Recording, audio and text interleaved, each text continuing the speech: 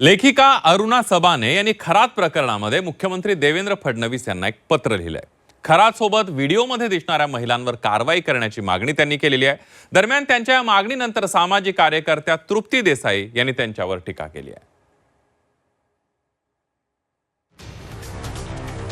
त्या भोंदूबाबाच्या अधीन झाल्या ही अत्यंत चुकीची गोष्ट आहे। अंधश्रद्धाचं टोक आहे। त्यामुळे या स्त्रियांना कठोर शिक्षा व्हावी। कोणी जर म्हणत असेल की पीडितांवर कारवाई झाली पाहिजे, महिलांवर कारवाई झाली पाहिजे, तर मग अशी मागणी करणारे अशोक खरातला कुणाच्या तरी माध्यमातून वाचवायचा प्रयत्न करतायत का, असं मला वाटतं। अशोक खरातनं अनेक महिलांना जाळ्यात ओढत त्यांचं लैंगिक शोषण केलंय।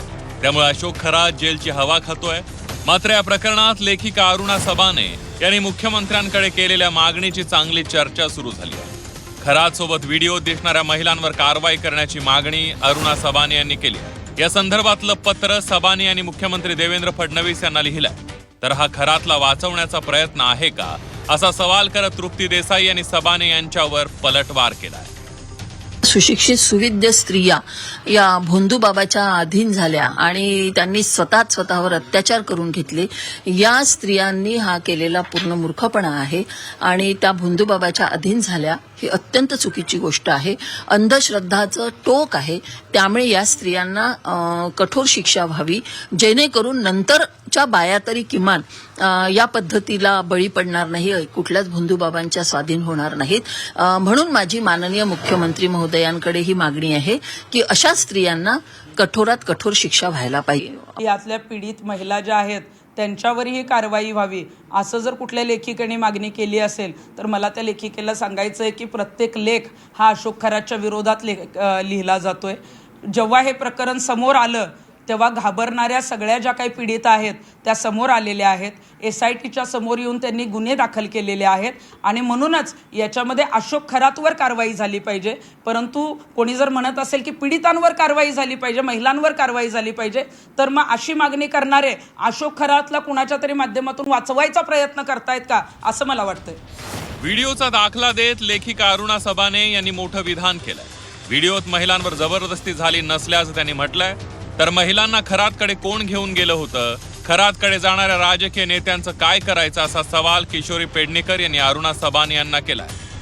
व्हिडिओ किंवा फोटो याच्यामध्ये दिसत नाही ना की त्यांच्यावर अत्याचार होऊन राहिला आहे किंवा बळजबरी होते आहे। त्यांचा चेहरा व्यवस्थित आहे, फ्रेश आहे, त्या हसत आहेत आणि त्याला रिस्पॉन्स करत आहेत त्या बंधूला। ज्या महिला गेल्या त्यांना नेल्या होत्या का हे आधी बघा, आणि जे मंत्री गेले सामने ताईंना मी म्हणे मागणी करतातच आहात, तर त्याच्यावर मंत्री महोदय गेले, आमदार गेले, त्यांच्यावर काय करणार तेही सांगा। या प्रकरणामध्ये मुख्यमंत्री देवेंद्र फडणवीस यांनी कठोर भूमिका घेतलेली आहे। नाशिकचे पोलीस अधीक्षक संदीप कर्णिक यांनी अतिशय चांगल्या पद्धतीने तपास केलाय। त्यामुळे कुणाला दोषी ठरवायचं आणि कुणाला नाही हे SIT ठरवेल, असं विधान संजय राऊत यांनी केलंय।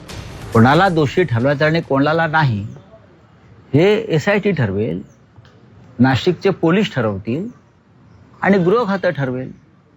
संपूर्ण जेव्हा तपास पूर्ण होईल आणि आरोपपत्र दाखल होईल तेव्हा आम्ही याच्यावर बोलू की कोणाला वाचवलंय, कोणाला अडकवलंय।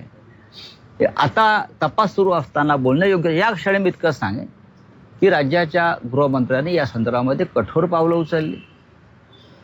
नाशिकच्या पोलीस आयुक्तांनी उत्तम काम केलं आणि आता SIT सुद्धा त्याच पद्धतीने उत्तम काम करते। अशोक खरात प्रकरणात अनेक धक्कादायक माहिती समोर येते। खरातवर एक नव्हे तर अनेक गुन्हे दाखल झाले।